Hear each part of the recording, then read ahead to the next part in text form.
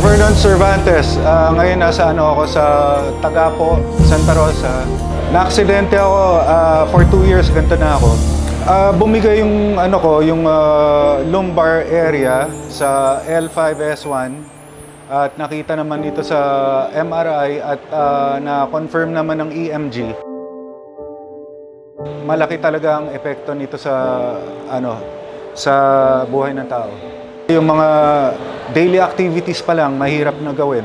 Sa bahay pa lang yan, hindi pa yan sa labas. Na para sa mga katulad ko na PWD na, medyo,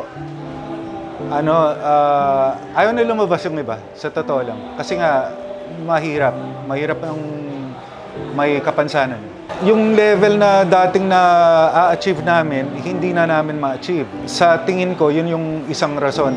Kaya nawawala ng confidence and lahat. Mabuti na lang may ganito sa Philippines pa. So, adi okay na okay. Tapos noon swak kasi nasa Laguna pa. Gagana to sa akin.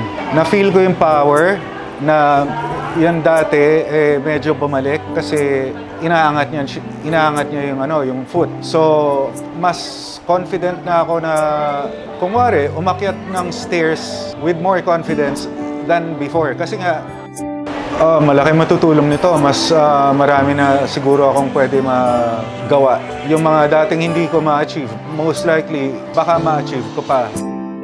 Napakaganda nito if it goes national. Hindi lang dito sa sa area na ito. Sa tingin ko, napakaganda ng ginagawa ninyo.